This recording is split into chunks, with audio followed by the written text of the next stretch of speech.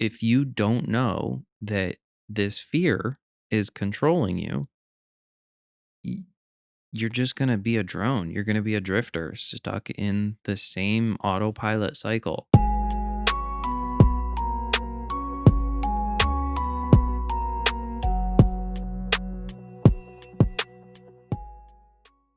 Welcome back to the Illuminated Path. This is episode 75. What are we talking about today?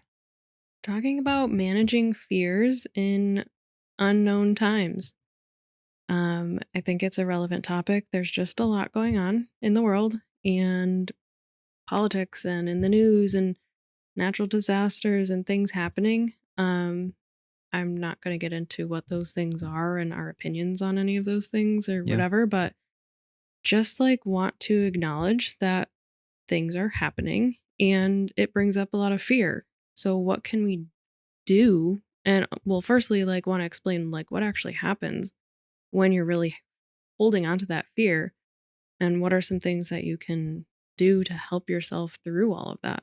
Yeah. And I think an important part in this conversation is, um, no part of this is meant to say, like, ignore it or um it's not real. Like that's not what we're saying.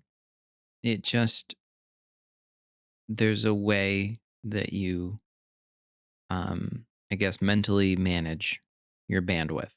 Yeah.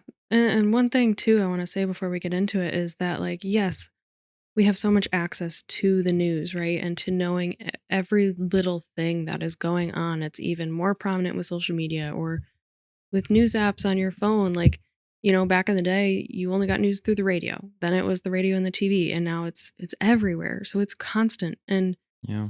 there has to be like a boundary on like staying informed and being just so involved with every single thing that, like, you're so focused on it that you're paralyzed because that's all you're taking in, and it's like harming you. We Yeah. were not meant to like live our lives just being like news story, news story, news story, and not being able to live your own life. I mean, it's crazy and it's sad, and Yeah. there's horrible things happening and there's good things happening, but we are also like, you can't live a life being so involved. You got to Yeah. have like a boundary between informed and overkill. I mean, take it back even like primitively, right? Like our fear response, our fight or flight response being triggered by fear, right? You were being chased by a predator, whatever it was. You feared for your life and you had to get to safety. Take it back and keep that as your frame of reference when you understand that that response is being triggered by these news stories that you're reading. Yeah. Our brains are not wired to actually function having that trigger from a screen, you know? So you're living your life and you've got this device, which, if you're not careful, literally is triggering this response in you constantly.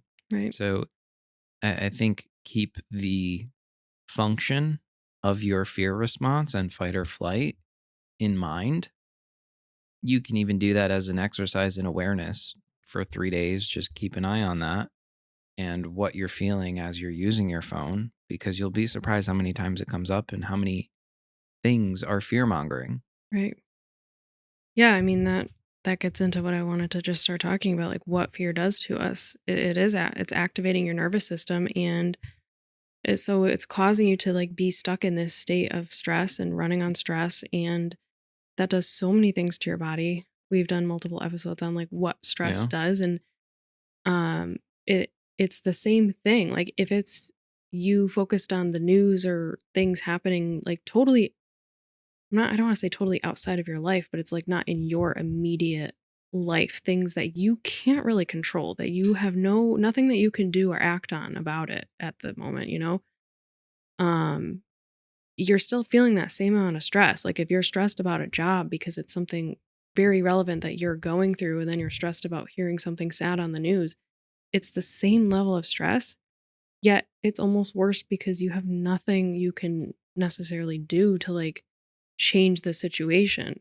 Yeah.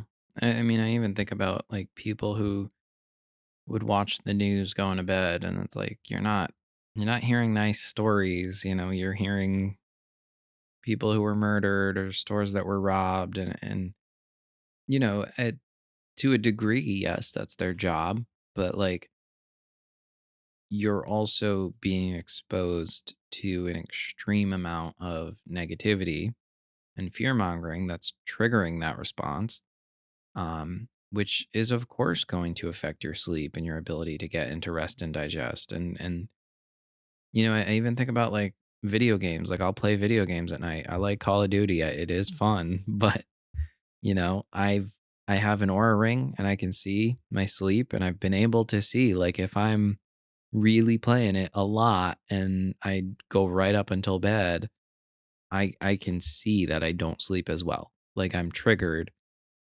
from playing the game. Yeah. So I think, it's that same conversation of before bed, like being mindful of what you're exposing yourself to, the screens, the light, all of it. Yeah, and like that's again like where I say you've got to have that boundary between keeping yourself informed. I'm not saying ignore all of it and Right. pretend everything's happy go lucky and dandy, but you have to have like a line of like, okay, I'll allow myself to read the news once a day and then I got to put it down and I got to give myself a little bit of time to reflect on it or what like whatever that means for you, but you have to also then be able to like move on with your life. It can cause so much anxiety and so many things to that it can just affect you. Yeah, I mean, you got to be able to make your peace with it. Like you should be able to watch the news, see something and say, "Hey, that sucks, whatever it is," you know, but what's within my control and how I handle this. And it's always that conversation. What is it, like 86,400 seconds in a day or something, right? Like, how many are you going to rob dwelling on this? Yeah. So I think it's also a part of this, right? Of acknowledging fear and being mindful of your fear is the allocation of your time. Where attention goes, energy flows, right? And we've talked about this in mysticism. Like your superpower is your attention and what you focus on. Because when you look at manifestation and designing your life, like every great thing we've ever done, we focused on it and created it. And you have to keep that frame of reference as you think about what you're focusing on, specifically the things that, are causing fear in you. Yeah. Um so I wanted to mention just some other things that like happen if you're really stuck in like just stuck in the fear, right? Like you're just in that paralyzed fear feeling. It can really affect your ability to make decisions, which affects every area of your life, Yeah. right? Um But it affects your ability to make decisions because your focus is not problem solving, right? Like you are focused in fight or flight and survival, and you make decisions accordingly. So I think it's also important to understand, like, when you're stuck in fear, your reasons for making decisions are different. right. So, Yeah. it's, if you've got a job and you make the decision to stay at the job because you're afraid you won't find another job. You're afraid of not having benefits, whatever it is. So the reasons change, and fear affects your decision making process. Yeah. It's not a time that you can be creative or problem solve like you said because you're just focused on survival. So it just can change so much of the course of like your life. Yeah. Like cuz that's literally your life is made based on the decisions that you make and the actions that you take. And a lot of times like when people are in fear and they're feeling paralyzed, they're really avoiding. Like they're avoiding the thing that they know that they should be doing. And that's when we end up scrolling and sitting in front of the TV for hours on end because we can't even like fathom using our brain for bigger and better things. Yeah. I mean, I think it goes without saying, but fear is very often and easily used for control. Yeah. So, Yeah. I'm, I was like going to go somewhere with that. I don't know if I want to. No, I think, if you're listening to this, spend some time on that one, Yeah. you know? Think about all I'll say is think about 2020. Yeah. Um, like the control part and the fear. Um, yeah, and then, on that same topic of being used for control, like you mentioned, if you not necessarily relating to like what we're saying, like external things and world things happening, but if you have fear in your job, you're gonna make decisions to stay there because of healthcare or whatever, because you're scared, so you can't make decisions otherwise. Yeah. Um, you have fear over traveling somewhere because the news told you X, Y, and Z is bad about it. And so you start to limit yourself in terms of like the dreams that you wanted to Yeah. accomplish or live out. Um, there's a lot of examples of how that is true. Yeah. I mean, you could have fear over everything. And I think something to clarify, it doesn't have to be that you have this like crushing, deathly fear. It oftentimes manifests itself as something that people don't even know is there. A lot of times people are so out of touch and out of tune with themselves that they stay in a dead end job, not knowing that they're doing it because they're afraid of finding a new job or having a loss of income or changing their healthcare plan.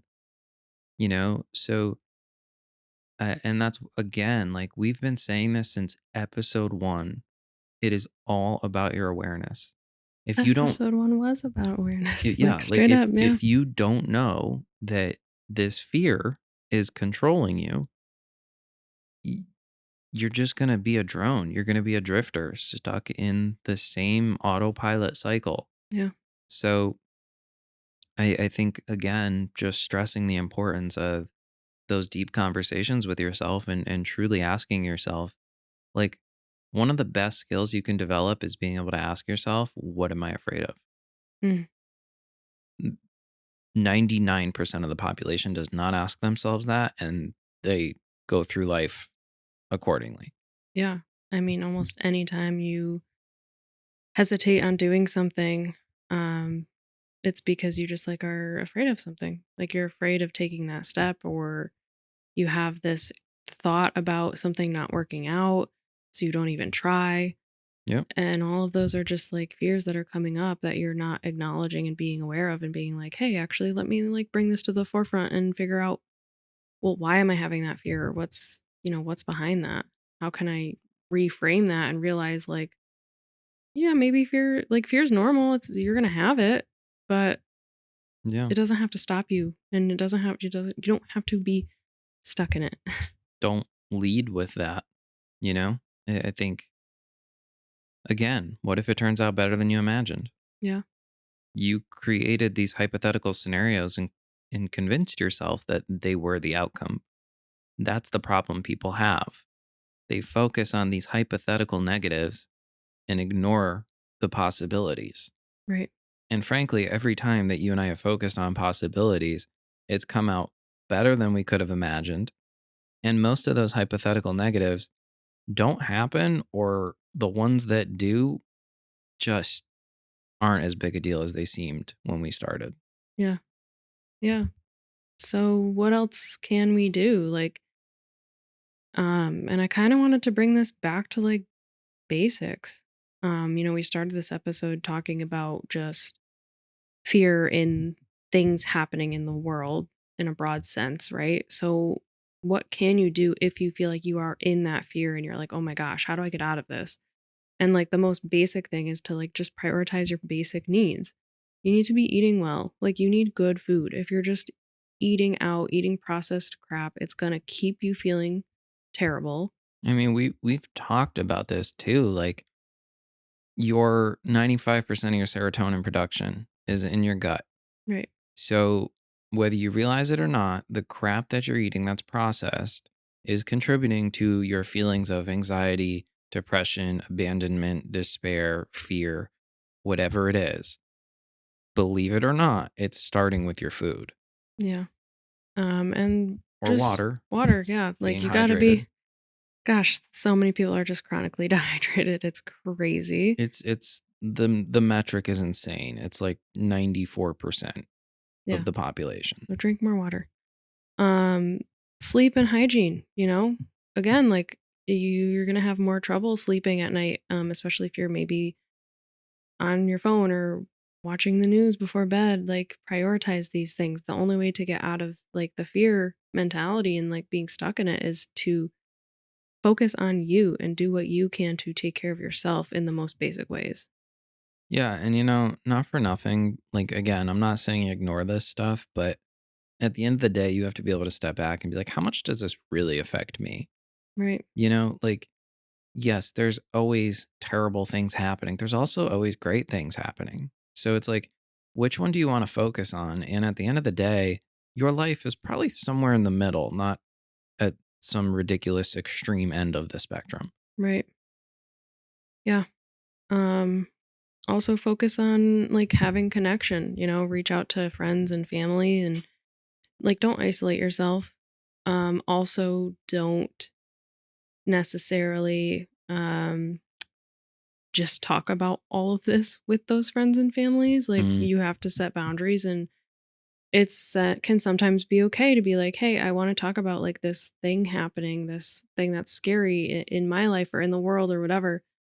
And then, like, we gotta move on from it, Sometimes you wanna have a little bit of a discussion, and that's okay, but you gotta be like, "We got 20 minutes on it, and then we gotta change the topic," or something, You gotta set a boundary to, again, make sure it's not taking over the whole relationship that you have with that person, and yeah. And some people are just really uninteresting and their entire identities are politics now. yeah. Yeah. Um, and say, like, "I don't wanna discuss this," or, um you gotta set boundaries with those people, and also with yourself. Like, I'm Yeah. gonna allow myself this much time to, like I said, give yourself once a day or whatever it is that works for you. Um, Set boundaries with yourself and with others so that all of this is not overtaking your life. Yeah. And I think it's really too, just you can talk about something and also maintain that perspective that we've discussed before, which is you venting isn't helping, right? It's natural for us to kind of ruminate on something, but when all you want to do is vent and think about it and think about the hypotheticals attached to it, you put yourself in a position where you're triggering that response, you're stuck in it, you're more likely to feel all those negative feelings. So I think it's understanding like spend your time productively on it. If you do need to, take a minute on it, then do it. But you can't live your life in that space. Yeah. So, it goes along with it. You have to be really intentional with your attention. And we've said that. Be aware, be intentional, decide how you're going to use your attention and what you're going to focus it on. Yeah. I mean, years ago, I used to read the news all the time. I'd wake up, I'd read a bunch of news articles. I would read news articles throughout the day. I know I had to tell you to delete your app. I It had was too uh I much. had an Android and Android used to have on the home screen where you could just slide to the left and it would just curate a bunch of news articles for you. Yeah, And it was so much. yeah, I turned it off. And between that and after the honeymoon, we deleted social media when we went on our honeymoon. When we came back, I never turned notifications back on. And I don't really go on anymore. And those two things have helped me tremendously to not like just ruminate in whatever's going on in the news. Yeah. I have to have excuse me, I have to have like a healthy balance now because with trading, like something will happen and price will go all over the place. So I have to like have some amount of knowledge of it. But I think it's just like you've got to be so intentional with your attention, especially in the digital age where everybody's paying for your eyeballs. Yeah. And prioritize making decisions out of love. We've talked about this a lot. We've done a whole episode on it, but like John was saying earlier, if you just continue to be in fear, the decisions you make are going to be based in that fear. And you have to really ask yourself and again be aware, like, am I making this decision because I'm scared? Mm. Or am I making this decision because I'm happy about it? I'm excited about it. This is what I truly want and desire. I always use this example, but I think it fits perfectly so often. When we started our business, we had an offer for a $30,000 contract. It was more money than we were ever going to make, than we had ever made. I was gonna say, don't say No, no, that. no. More money than we had ever made from a contract. Yeah. And we were very close to taking it and learned that, there were some things going on in the organization that we didn't really want to be a part of. And we walked. But if we were fearful, we would have said, we can't walk away from that money. Right. Making the decision out of love was there was so much more possibility for us to work with other businesses. We were connecting with a lot of small business owners and we were focused on the possibility and the love of being able to help other businesses, help them grow their businesses, and also being exposed to new experiences. If we led with fear, we were going to take a contract that we were going to be miserable in. So again, lead with love, not fear, Yeah. because your decisions will be very different. And that goes exactly along with my next point that if you're worried that you only have one option, that's often a fear based thought. Take a step back, really think about what other options are there because you can always find or create more options. Yeah, I think that's an important one because a lot of times it's also the perspective of like life happens to you versus for you. I think people who think they only have one option think like this happened to me versus people who are able to take a step back and like decide what they want and work towards something, design their life and create a manifestation. They know life happens for them. And those are two wildly different perspectives.